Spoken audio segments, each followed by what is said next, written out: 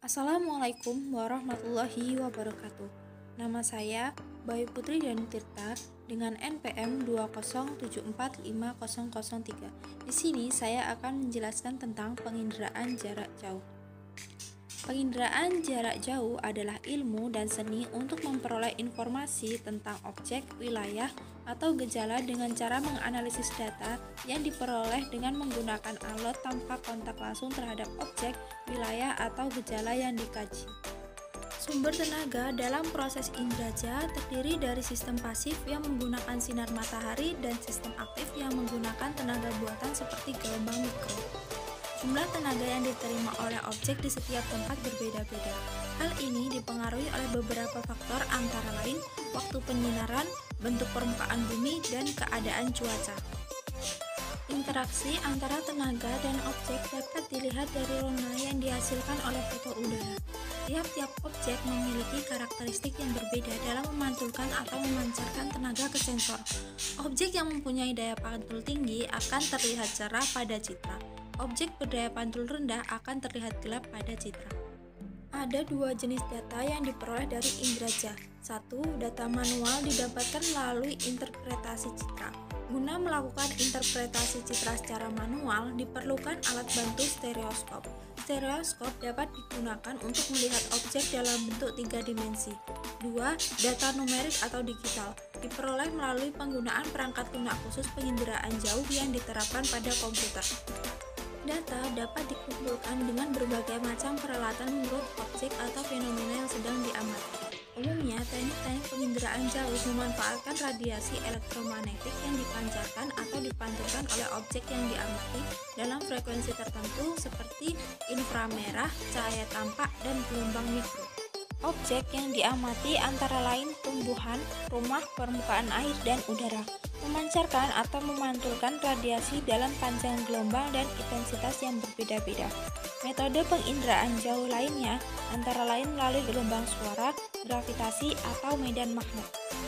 Keunggulan inderaja antara lain citra menggambarkan objek, daerah, dan gejala di permukaan bumi dengan wujud dan letak objek yang mirip wujud dan letak aslinya, relatif lengkap, meliputi daerah yang luas, serta bersifat permanen.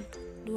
Karakteristik objek yang tidak tampak dapat diwujudkan dalam bentuk citra, sehingga memungkinkan pengenalan objeknya. 3. Citra dapat dibuat secara cepat meskipun daerah yang sulit dijelajahi secara terestrial. Kelemahan inderaja antara lain, orang yang menggunakan harus memiliki keahlian khusus.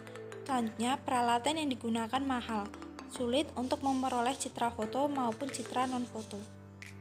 Manfaat penginderaan jauh antara lain 1. Di bidang geodesi, dapat pengolahan data dan menganalisis komponen pasang surut air laut, pengolahan data integrasi SIG dan fotogrametri. 2. Bidang kelautan, pengamatan sifat fisik air laut, pengamatan pasang surut air laut dan gelombang laut, pemetaan perubahan pantai, abrasi, sedimentasi, dan lain-lain. Terakhir, pemetaan perubahan kawasan hutan bakau. Ketiga, manfaat pada bidang hidrologi, pemanfaatan daerah aliran sungai atau das dan konservasi sungai, pemetaan sungai dan studi sedimentasi sungai. Keempat, pada bidang geologi, dapat penentuan struktur geologi dan macamnya, pemantauan daerah bencana, gempa, kebakaran atau tsunami, lalu pemantauan debu vulkanik. Kelima, pada bidang meteorologi dan klimatologi, membantu analisis cuaca dengan menentukan daerah tekanan rendah dan daerah bertekanan tinggi, daerah hujan dan badai siklon, mengetahui sistem atau pola angin permukaan. Penerapan inderaja di perikanan tangkap. 1. Untuk menganalisis sebaran daerah penangkapan ikan. 2. Pemetaan zona daerah penangkapan ikan. Dan terakhir, perakiraan cuaca di daerah penangkapan ikan.